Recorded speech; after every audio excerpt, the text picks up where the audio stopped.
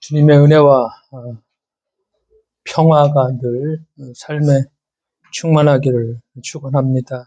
세월호 구주기를 맞이하면서 우리가 할 일 중에 하나가 기억하는 거, 그리고 연대하는 거. 기억을 잊어버리면은 뭐라고 할까, 우리가 힘을 잃어버리게 되는 거와 마찬가지니까 늘 기억하고 또 연대할 수 있도록 오늘을 그런 마음들을 가지고 살아가야만 하겠습니다. 가끔 스스로에게 묻는 질문 중에 하나가 언제 마음이 뜨거워졌는가, 그런 질문을 저에게 해봅니다. 우리가 잘 알고 있는 안도인의 짧은 시 너에게 묻는가, 연탄지 함부로 발로 차지 마라. 너는 누구에게 한 번이라도 뜨거운 사람이었느냐.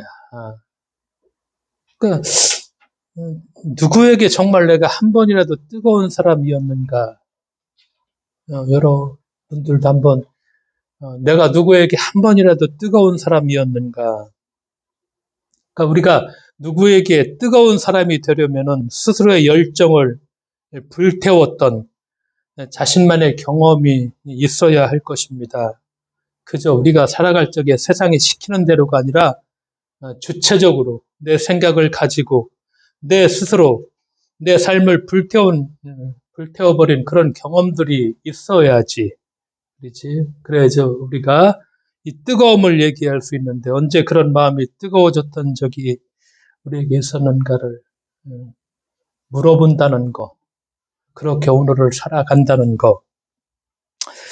부활주의를 지나면서 쭉 이런 생각을 해보았습니다. 우리가 예수님의 부활을 저번 주에 얘기하면서 기존에 갖고 있던 생각들도 물론 있지만 그게 뭐 틀리다 맞다를 떠나서 좀 늘 새롭게 한번 생각을 해보자. 성서가 우리들에게 전해주는 메시지가 어디에 있을까?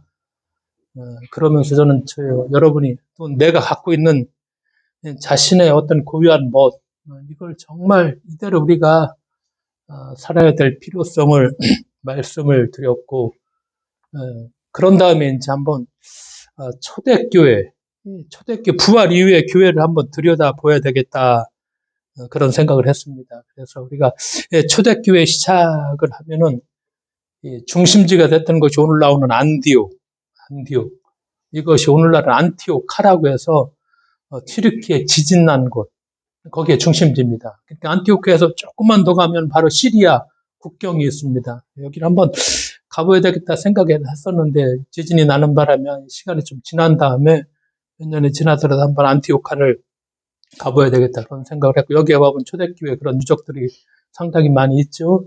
안티오카죠 오늘날. 그러니까 안디옥이라는 데가 그 당시에는 로마 제국이 통치하고 있었었죠. 그러니까 수리아, 지금의 시리아의 수도였습니다. 아주 중요한 상업도시였었고 인구가 50만, 대단한 도시입니다. 왜냐하면 로마 제국 치하에서 세 번째로 큰 도시가 안디옥입니다.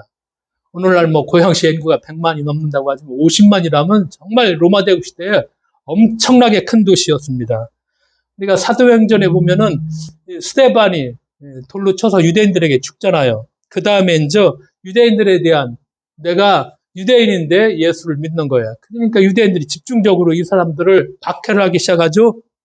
그러니까 많은 그리스도인들이 유대인 그리스도인들, 이방인들이 아니라 지금 다 유대인 그리스도인들이 이제 예루살렘을 빠져나와서 어디까지 갔느냐? 안디옥까지 도피하게 되었고, 자연스럽게 이 안디옥이라는 도시가 그리스도의 선교의 중심지가 될 수 있었죠.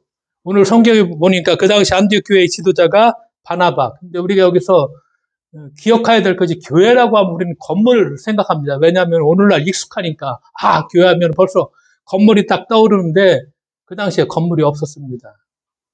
로마 제국에서 313년 신앙의 자유를 얻기 전까지는 다 가정교회였었고, 제일 크게 남아있는 데가 보니까 유적지가 가정집안 방 2개를 튼 정도, 그 정도였습니다. 이게 다 가정교회였었죠. 그 교회 지도자가 바나바. 근데 바나바는 이제 오늘 보니까 누구를 찾으러? 사울. 그다음 지금은 이름이 바뀌었으면 바울이 되지만 사울, 다소라는 데는 안디옥에서 조금 더 위로 올라가는 지금의 터키죠.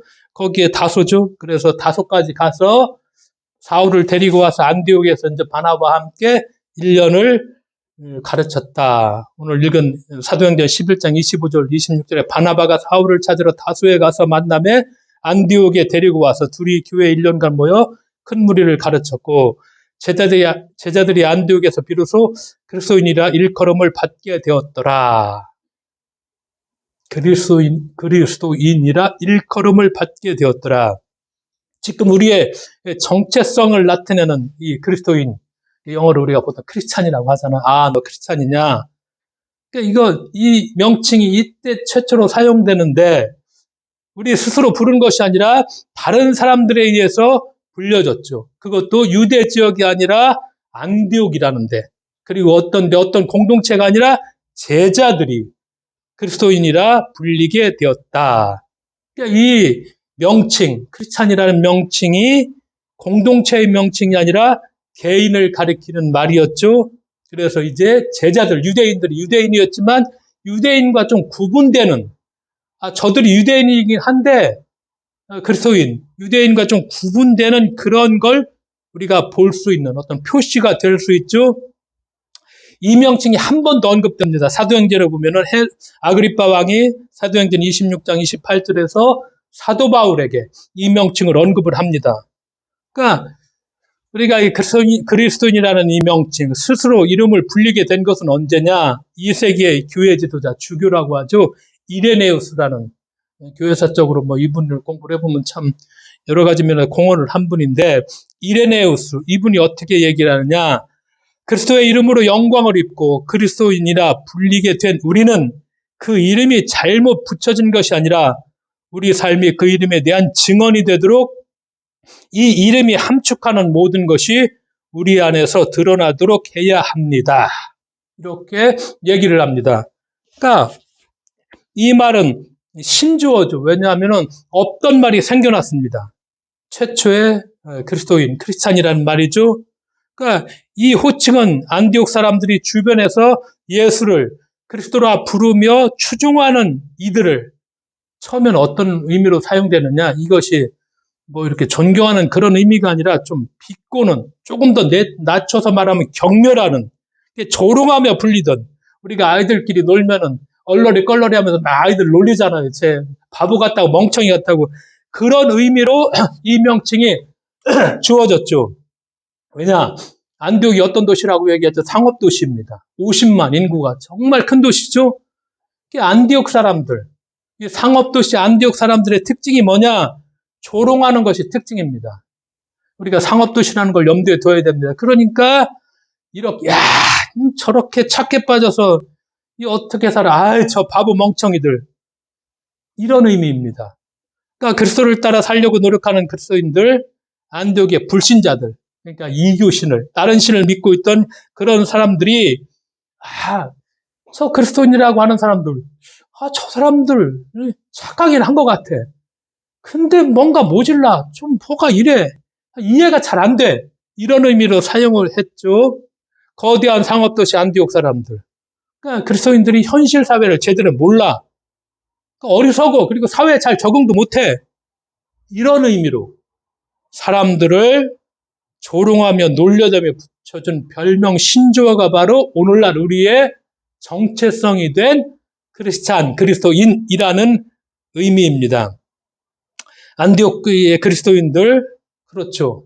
근데 세상이 그렇게 비웃고 조롱한다 할지라도 꿋꿋하게 그들이 어떻게 그리스도의 삶을 따라 살려고 노력했죠. 실천하려고 했고 또 정말같이 그 삶을 살아냈습니다. 그러니까 세상 물정 모르는 사람이라고 해도 괜찮다. 죄악된 세상, 상업도시죠. 이 세상에서 말씀대로 사는 것이 미련한 짓이라 하여도 기꺼이 나는 그런 삶을 살겠다. 이렇게 결심했습니다. 우리가 보는 것처럼 초대교회, 완벽한 교회는 없었습니다. 왜냐? 사람 사는 세상, 그때나 지금이나 다를 게 없죠. 다만 모양만 다를 뿐이죠. 우리가 바울 서신에도 보면 초대교회 문제들 많죠. 갈라디아 교회, 작년에 한번 말씀드렸나? 바울이 가르쳐준 복음 다 팽개쳐놓고 다른 복음 쫓아가고. 그렇죠? 고린도 교회, 분열, 그리고 음란, 여러 가지 문제가 다 복합적이었고. 또 급진적인 이단 종말 사상, 이때 많았습니다. 그리고 영지주의라고 해서 다양한 철학과 종교가 뒤섞인 영지주의가 엄청난 영향을 미치기도 했습니다. 이런 것이 초대교회의 특징이죠. 그러니까 완벽한 교회의 모습 아니었죠. 다양한 여러 물줄기, 여러 문제가 있었지만 큰 줄기, 큰 흐름을 막지는 못했다. 그러면은 큰 흐름, 큰 줄기는 뭐냐? 예수 그리스도를 증거하는 것입니다. 그리고 신앙을 지키는 것입니다. 그리고 그리스도를 따라가는 삶. 이 큰 줄기, 이것은 막지를 못했다는 것이죠. 그러면은 결정적으로 어떻게 그렇게 교회가 성장할 수 있었고, 어떻게 그렇게 기독교라는 그들이 믿는 신앙 종교가 다른 종교와는 결정적으로 차이가 나는 그런 사건들이 있었습니다. 165년이죠. 마르크스 아우렐리우스와 황제 통치에 가공할 역병이 로마 제국 전역을 강태했죠. 사회학자들이 얘기합니다. 역병이 정확히 무엇인지는 모르지만 의학자들은 서구 최초로 아마 이게 처음에 출현한 천연두일 것이다. 오늘날 의학자들이 그렇게 얘기하죠. 이 역병이 한 15년 동안에 로마 제국 전역을 휩쓸었습니다. 로마 제국의 인구의 4분의 혹은 3분의 1이 이 역병으로 죽었습니다. 당시에 로마 제국 인구가 6천만 명, 유럽 전체가 다 로마 제국에 속해 있었죠. 이 병으로 죽은 사람이 1,500명, 2천만 명까지 됐다는 것입니다. 황제, 이 마르크스 아우렐리우스, 우리가 세계사에 보면 이 사람 명상록도 있고 나오죠. 이 사람도 180년 비엔나에서 이 역병으로 사망을 했습니다. 그 뒤에 86년에 286년대 251년에 또다시 역병이 돌아왔습니다. 이번에는 의학자들이 홍역으로 추측을 합니다. 역병의 파급력이 천연두 때와 똑같았습니다. 치료법도 없었고 위상시설도 엉망이었죠. 갖출 수가 없었죠.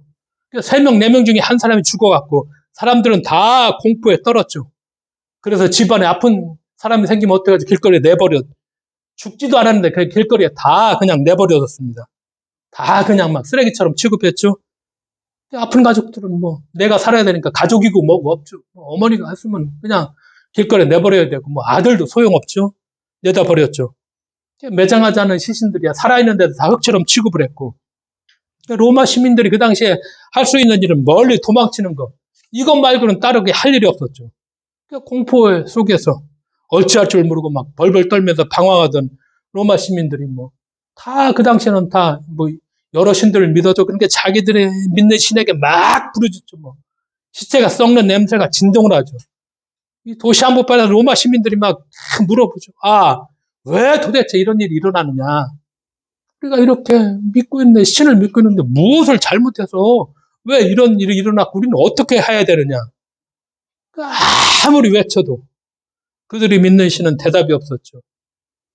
죽음 앞에 무릎을 꿇고 있는 그들과 달리 그리스도인은 의연했습니다. 결정적 차이입니다. 그리스도인들이라고 천연두나 홍역이 다 두려웠죠. 두렵지 않았겠는가? 두려웠겠죠. 근데 저번 주에 얘기했던 것처럼 그리스도인들은 죽음을 뛰어넘는 부활 신앙이 있었고 그 다음에 정말로 찾겠습니다. 왜? 말씀대로 사는 거. 다른 생각 안 하고 이것이 그리스도를 따라가는 삶이다. 이 삶을 실천했죠. 두 번째 역병이 돌았을 때 키프리안의 주교 디오니시우스는 당시 그리스도인의 모습을 이렇게 썼습니다. 이 자료가 지금도 남아있죠. 우리 기독교인 형제들은 대부분 무한한 사랑과 충성심을 보여주었으며 한시도 몸을 사리지 않고 상대방을 배려하는데 온 힘을 쏟았습니다. 위험을 무릅쓰고 아픈 자를 도맡아 그리스도 안에서 모든 필요를 공급하고 다 섬겼습니다. 그리고 병자들과 함께 평안과 기쁨 속에서 생을 마감했습니다. 우리 형제들은 환자로부터 병이 옮아와서 그 아픔을 자신에게로 끌어와 기꺼이 고통을 감내했습니다. 많은 이들이 다른 이를 간호하고 치유하다가 사망을 자신에게 옮겨와 대신 죽음을 맞았습니다. 우리 형제들 가운데 가장 뛰어난 사람들이 이런 식으로 목숨을 잃었습니다. 이 자료가 지금도 남아 있습니다. 이런 식으로 목숨을 잃었다고 이렇게 고백하죠. 그러니까 그리스도인들이 사는 마을에 환자들이 생기면 이런 돌봄을 받을 수 있었죠. 그러니까 다른 지역은 환자들은 병 때문에 물론 죽었지만 더 왜 죽을 수밖에 없었는가? 제대로 보살핌을 받지 못해서. 그러니까 굶주려서. 이래서 다 그냥 죽어갔던 거야. 역병이 끝났어. 마을로 돌아와서 산 사람들이, 건강을 회복한 사람들이, 이 모든 크리스천들이 이 행동을 보고서 크리스찬의 이런 착한 행실에 감동을 받았어. 죽은 줄만 알았는데, 그래서 우리가 도망가서 환자를 내팽개치고 피신해 있었는데, 죽은 줄 알았다는 아들이 살아있네. 부인이 살아있어. 가족이 그리스도의 사랑으로 회복되었을 때, 이들은 무엇을 느꼈을까? 착한 행실뿐만 아니라, 왜 저 사람들은 저런 행동을 하게 됐을까? 저 동기가 무엇일까? 도대체 저 믿음이 무엇일까? 이걸 알고 싶어 했죠. 왜? 역병 앞에 아무런 힘도 없는 자기 신들보다 그 크리스찬들이 섬기는 하나님이 비교할 수 없을 만큼 귀하고 가치 있음을 깨닫게 되었다는 것이죠. 그러니까 이 무서운 역병이 기독교 부흥의 큰 원동력이 되었다는 것입니다. 초대교회의 받침이 되어 있죠. 초대교회에서 이 거대한 로마 제국을, 그렇죠? 그 신앙의 박해 속에서 이들이 목숨을 다 잃어가면서까지도 이 로마 제국을 이겨낼 수 있었던 것이 바로 이런, 다른 게 아니죠. 무기가 아니라 사랑이었다는 것이죠. 그 역병보다도 그리스도인의 삶, 그 삶을 살아내는, 그리스도의 삶을 살아내는 그런 그리스도인들 때문에 초대교회가 이렇게 부흥할 수뿐이 없었죠. 전에 이제, 야, 제대로, 제대로 적응도 못하고 착해 빠져가지고 아무것도 세상 물정도 모르고 이렇게 조롱했는데, 이제는 존중과 사랑을 담아서 존경하는 의미로 그리스도인 크리스찬, 이렇게 불리게 되었다는 것이죠. 감리교회 요병 중부현에도 감독이 바뀌었는데, 이분이 하는 일이 전도 특공대를 만들어서 이번 연회에서도 선교부 총무하고 한 사람씩 붙여서 너는 일산 동지방의 전도 특공대다. 전도해야 된다. 요즘은 그래도 코로나가 어느 정도 끝나니까 전도지 나눠주는 그런 사람들 교회에서 우리가 많이 보게 되죠. 근데 뭘 전도할까? 우리가 끊임없이 다음 세대를 얘기하는데 다음 세대 뭘 얘기할까? 이 사랑을 보면서 이 초대교회를, 우리가 정말 초대교회로 돌아가자면 초대교회 뭘 보자고 하는 것일까? 우리는 개교회에서 초대교회로 돌아가자면서 타이틀을 붙이는데, 그럼 초대교회 어떤 걸 돌아가자고 하는 것일까? 어떻게 전도해야 될까? 초대교회 연구를 했던 대가 중에 한 사람이 3년 전에 돌아가신 알렌 크라이드라는, 이분이 침례교 신자인데 정말 대단하신 분입니다. 이분의 책을 몇 권 사서 읽었는데, 이분이 2021년에 돌아가셨죠. 지금 2년 됐구나. 초대교회를 연구했어요. 이분이 아주 이분의 연구가 거기야만 천착돼 있더라고요. 초대교회를 500년으로 정한 다음에 그 기간을 다시 한번 읽어봤더니 세 부분으로 나누어 설명해. 첫 번째 기간이 AD 313년까지 콘스탄티누스 황제가 밀라노 칙령을 내려서 기독교의 자유를 선포하는 그런 기간이죠. 콘스탄티누스 황제 하면은 우리가 잘 아는 것처럼 로마의 수도를 어디로 옮기죠? 지금의 이스탄불. 이스탄불의 그 당시 이름이 이스탄불이 아니라 비잔티우스라는 도시였었습니다. 왜냐하면 비잔티우스라는 그리스 왕자가 와서 세운 도시가 지금의 이스탄불입니다.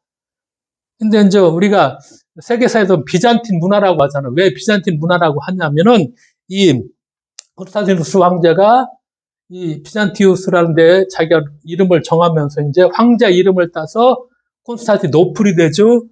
그리고 나서 이제 동로마, 서로마가 분열이 되잖아요. 그러면 서로마는 게르만 민족에 의해서 한 410년 중에 멸망하죠. 근데 동로마 제국은 1200년까지 아주 1000년 이상을 계속해서 이렇게 이어져 가죠. 그랬을 적에 서방, 로마, 캐톨릭과 대비해서 이쪽, 콘스탄티노플을 중심으로 해서 이루어진 뭐라고 할까? 문화라고 할까?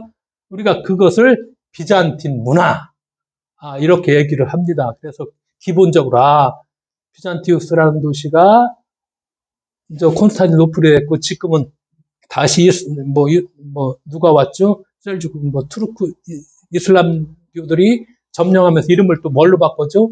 이슬람의 도시라고 해서 이스탄불, 이렇게 되었습니다. 콘스탄티누스가 여기 와서 이제 그 신앙의 자유를 선포하죠. 이 시기는 기독교는 선포하기 전까지 기독교는 불법이었죠. 그리스도인이 된다고 아무런 유익이 없죠. 오히려 내가 예수 따라간다, 예수 믿는다 하면은 어떤 때는 내 목숨까지도 내놓는 그런 상황, 핍박과 박해를 받는 그 당시 상황이죠. 그런데 이 시기에 기독교가 놀랍게도 빠르게 성장을 합니다. 근데 박해와 조롱과 멸시의 따돌림, 그런 속에서 어떻게 급속도로 성장할 수 있었을까? 알렌 크라이더 교수가 뭘 얘기하느냐? 초대 기독교는 불신자들을 이끄는 매력이 있었다. 매력이 있었다고 얘기합니다. 매력은 한 번 더 얘기할 기회가 있겠고, 두 번째 기간이 이제 콘스탄티누스 황제가 313년 신앙의 자유를 선포했죠. 그 다음에 380년에 데오도시 황제가 됐을 적에는 기독교를 어떻게 하죠? 로마의 국교로 이렇게 선포를 합니다. 그러니까 로마에서 콘스탄티누스 황제가 신앙의 자유를 선포하고 국교가 되기 전 요때까지 4세기 말까지 313년에서 이때 로마 제국과 기독교는 좋은 관계죠. 정치 권력과 기독교가 원만한 관계를 유지하죠. 그럼 이때 기독교가 성장할 수 있었던 요인은 뭐냐? 매력이 아니라 유리했다는 것입니다. 왜? 이 기간 동안에 기독교의 매력 포인트는 이제 사라지기 시작해. 그리고 교회에 출석함으로 많은 혜택이 늘어나기 시작해. 왜냐? 황제가 교인이야. 교회에 가면은 왕을 비롯한 고위 공직자들을 만날 수 있었고, 높은 자리에 오를 수가 있었어요. 그러니까 사람들이 몰려들기 시작해서 로마의 한 50%까지 기독교인이 되었어. 근데 사람들이 몰려들어. 초대교회에서는 사람들이 올 적에 정말 그리스도 신앙 고백을 해서 그 공동체에 들어오려면은 적어도 1년 이상 세례교육이라는 것이 가르치고 행동해야 되고 예수의 말씀대로 따라야 되고 이게 거의 1년 이상 되는 게 이 세례교육에서 들어온다는 게 이게 쉬운 일이 아니야. 그렇게 사람들이 몰려오니까 다 생략해버려, 그냥. 짧게. 세례교육이 아주 짧게 단축이 돼버려. 그러니까 삶으로 그리스도의 매력을 보여주는 것은 이제 드물었고, 삶에 대한 강조는 사라지고, 뭐만 강조돼? 오직 믿음만 강조되기 시작해. 믿는다고 내가 고백하면은 그의 삶이 어떠하든지 간에 그냥 교회에 다 들어올 수 있는 거야. 이렇게 바뀌게 되죠, 두 번째 기간이. 그러면서 두 번째 기간부터 예배는 어떻게 대용하게 돼. 그리고 소박한 가정교회는 사라지기 시작해요. 세 번째 기간, AD 4세기 후반 380년, 데오도시우스 황제가 이제 기독교를 로마의 국교로 이제 이제 유럽 전체가 다 기독교가 되는 것이죠. 그리고 500년까지 국교가 된 기독교. 이거 우리가 잘 이해하셔야 됩니다. 비신자들을 핍박하기 시작합니다. 이교 신앙의 신전을 파괴하기 시작합니다. 에베소에 있는 신전 다 이때 파괴됐죠. 그 많은 신전들을 이 당시에 저 이교의 신전이라고 대부분 다 파괴하고 갖고 옵니다. 그걸로 성전 짓죠. 이렇게 하기 시작하죠. 그리고 비그리스도인들을 강제로 기독교인으로 만들어버립니다. 결국 로마 제국의 전 국민이 다 기독교인으로 만들고 이제 뭐가 돼요? 기독교 국가, 기독교 제국이 됩니다. 이 기간 동안 기독교의 성장은 강제였습니다. 그러면서 똑같이 다른 종교와 핍박하고 억압하고 기독교를 개종시키려고 저 이슬람을 믿는 마을이 있어. 완전히 다 초토화시켜버려. 공격해서 죽여버려. 칼과 창으로 완전히 개종을 시켜. 이런 일이 비일비재하게 일어나기 시작했죠. 힘과 돈과 권력을 교회가 주게 됐어. 교회가 어떻게 됐죠? 외형에 신경을 쓰기 시작했죠. 교회 건물이 어떻게 됐죠? 거대해졌어. 저번 주에 새로 오신 분하고 얘기하는 것처럼 정말 예를 들어서 바티칸 성전이라든가 이 거대한 걸 보고 우리가 놀랄 일이 아닌가. 이 이면을 정확하게 우리가 봐야 돼. 온갖 치장을 하기 시작했어. 거대해지기 시작했고 온갖 치장을 하기 시작했고 예배 분위기는 엄숙해졌어. 근데 왜 엄숙해야 될까? 여러분들 한번 그걸 물어본 적이 있어요. 왜 교회 예배가 엄숙해야 될까? 가정 예배는 엄숙하지 않았어요. 기쁨과 행복이 있는 거예요. 그러니까 예배 시작하기 전에 자연스럽게 얘기하고 물어보고 근데 들어가 보면은 막 울리고 그러면은 왠지 떠들면 큰일 날 것 같잖아. 딴 얘기하고 있으면 이거 큰일 날 것. 그렇게 변해버렸단 말이에요. 그러니까 그 엄숙한 것이 맞느냐 틀리냐를 떠나서 그냥 그렇게 만들어버린 거예요. 근데 가정교회 예배가 이렇게 엄숙했겠어요? 엄숙하지 않았어요. 예배는 그대로 코인오냐야. 예수의 말씀 생각하면서 되새겨보고 밥상 공동체라 밥을 같이 먹고 그 다음에 말한 것처럼 나가서 정말 예수의 말씀대로 살려고 했던 거예요. 근데 우리는 그런 본질은 이제 다 팽개쳐버리고 그저 외향적으로 거대한 건물, 화려한 치장 딱 들어가면 거기에 짓눌려버리게 엄숙한 일반 평민들을 압도해버렸어요. 왜 이런 얘기를 하니? 이걸 잊어버리면 안 된다는 거예요. 우리가 이런 기독교 역사를 기억을 해야지. 그래야지 오늘의 신앙이 어때야 되는가를 우리가 알 수 있어요. 근데 이런 역사를 잊어버리고 없으면 그냥 무조건 예배는 경건해야 돼. 엄숙해야 돼. 그럼 왜 경건해야 돼? 그게 언제부터 시작되었어? 근데 본질이 그게 아니야. 처음에는 가정교회가 그러지 않았어. 우리가 알고 있어야지. 근데 모르면은 그냥 그게 옳은 줄 알고. 우리가 우리가 로마 시대에 가보면 지금 남아있는 유족들 보면 기가 찰 노릇이죠. 세계 불가사의라고 할 만해도 소피아성당 한번 그런 데 가보면 저걸 어떻게 저렇게 지었을까? 무수한 사람들 죽었죠. 노예들. 소피아 성당도 유스타니아노스가 제가 솔로몬을 이겼습니다. 이스탄불에 있는 거. 그걸 전하고 그런 고백을 했죠. 그렇게 거대하게 시작했고 거기에 화려한 치장이 들어가기 시작했고 엄숙하고 이 초대교회의 성장 과정을 부활을 보고 초대교회의 성장 과정을 우리가 기억하면서 처음에는 이랬고 이렇게까지 왔구나. 본질은 이제 어디로 없어져 버리고 우리가 이런 외형적인 것만 이게 본질을 그냥 다 차지해 버리구나. 지금도 그것이 마치 본질인 것처럼 우리가 얘기를 하고 있구나. 우리나라의 기독교 성장 과정 간단하게 비교하면 거의 비슷할 때가 많아요. 일제강점기에 우리의 복음이 들어왔잖아요. 기독교의 참 매력적이었죠. 망해가는 조선을 구원할 종교가 바로 개신 기독교다. 그래서 우리가 아는 것처럼 김구, 그렇죠, 안창호, 조만식, 서재필 민족 지도자들이 기독교를 개종을 했습니다. 다 유교학자들이잖아요. 이분들 이거 갖고는 안 돼. 이 기독교로 이 개신 이거 믿어야지 우리 민족이 살 수 있는 길이 여기에 있어. 개종을 했죠. 가난한 기독교가 가난하고 서름받는 약자들 편에서도 그랬죠. 한글로 가르쳤으니까. 그 당시 양반들은 한글은 글자로 취급 안 했잖아. 다 한글로 가르치고 좋은 소식, 글자들은 복음을 전했죠. 그러던 기독교가 누가 이승만이 대통령이 되면서부터 국가 권력의 비호를 받기 시작하죠. 반공을 내세우죠. 반공이 마치 최고의 복음인 양 교회는 거기에 앞장서게 되죠. 한 교회 국회의원들이 수명씩 나오죠. 사업가들이 교회에 나오기 시작하죠. 기독교의 매력은 다 점차 사라지고 이익을 얻고자 하는 사람들이 교회로 몰려오죠.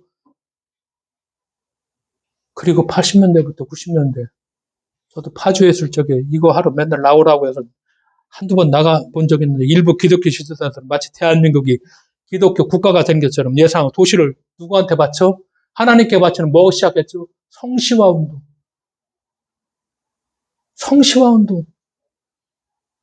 고양시를 하나님께 바치자. 저는 세경호동을 파주에서 그 파주시를 하나님께 바치자. 한 달에 한 번씩 모여서 성시화운동. 이거 하기 시작했습니다. 예수 천당 불신지옥을 외치는 행태는 마치 십자군 전쟁에 나가는 모습과 같았죠. 그래서 결국 지금 교회 모습이 어떻게 됐느냐. 멸시와 조롱입니다. 기독교의 매력이 뭐가 있죠? 어찌해야 될까를 물어볼 때가 참 많이 있습니다. 표현을 보니까 다시 복음으로 이렇게 걸어놨더라고요. 그리고 선교, 전도 막 이제 얘기하기 시작합니다. 코로나가 거의 끝나가니까 적극적으로 이제 막, 감정기도 교단적으로. 적극적 선교해야 된다. 선교를 해야 된다. 다음 세대. 근데, 그리고 초대교회에 들어간다. 근데, 이게 될까? 저는 불가능하다고 봅니다. 왜? 입으로만. 내적 변화는 전혀 없습니다. 철저하게 내적 변화를 얘기하면서 우리가 초대교회 이랬구나. 그러면 우리가 이 시대에 어떻게 예를 들어서 선교를 얘기할 적에 어떤 얘기를 해야 될까? 처음에 알렌 크레이더 교수가 기독교회가 매력이 있었다고 했잖아요. 그럼 그 매력이 무엇인가? 알렌 크레이더가 그 초대교회를 연구한다면 이렇게 결론을 얘기합니다. 기독교의 매력은 이교도 교리와 사상에서는 찾아볼 수 없는 하나님의 사랑이다. 하나님의 사랑이다. 하나님의 사랑을 경험한 사람은 서로 사랑할 수밖에 없게 된다. 고난 속에서도 이 사랑을 실천하는 매력적인 종교, 신앙이 기독교다. 이렇게 결론을 맺습니다. 알렌 크레이더가. 정말 철저하게 연구를 한 다음에 새겨듣고 실천해야 될 구원이죠. 그럼 어떻게 전도할까? 다음 세대에 어떻게 선교할까? 하기 전에 우리의 얘기가 어떻게 나와야 되냐면은 어떻게 하나님의 사랑을 실천할까? 이거 갖고 고민해야 됩니다. 이거 고민하지 않고 뭐 다음 세대 한다고 하면서 뭐 오늘 맨날 오는 게 연애에서 전도 세미나 한다. 전도 세미나 100번 해봤자 어떻게 하나님의 사랑을 구체적으로 이 오늘의 삶 속에서 우리가 실천할까? 이 실천하는 모습이 보여질 적에 그래도 저 예수 믿는 사람들이 저 사람들 보니까 나도 교회 좀 가야 되겠다. 저 사람들 믿는 하나님 보니까 나도 좀 믿어야 되겠다. 이렇게 우리가 그들이 고백하고 그렇죠. 언제 어디서나 고난 속에서도 하나님의 사랑의 실천 다짐하고 우리가 명심하고 실천하면서 이것이 바로 희망이 있는 교회고 예수님께서 부활하셔서 새로운 존재 방식 얘기했죠. 결국 하나님의 사랑이죠. 그 사랑을 우리가 어떻게 실천하고 그 사랑 속에서 우리가 충만하게 살아갈 수 있는 그런 우리 모두가 되어야만 하겠습니다. 기도하겠습니다. 하나님 아버지 감사드립니다. 교회의 첫 모습을 부활한 다음에 우리가 다시 한번 새겨보면서 성장해오고 거대하게 발전해왔던 그런 과정들을 되짚어보면서 또 오늘의 우리의 신앙을 과거의 역사를 한번 좀 짚어보면서 오늘 이 자리에서 우리가 어떻게 하나님의 사랑을 실천하고 주님 깨어있는 그리스도인이 될 것인가를 고민하는 그런 우리가 될 수 있도록 주께서 일으켜 세워주실 것을 믿으며 예수님의 이름으로 기도드리옵나이다. 아멘.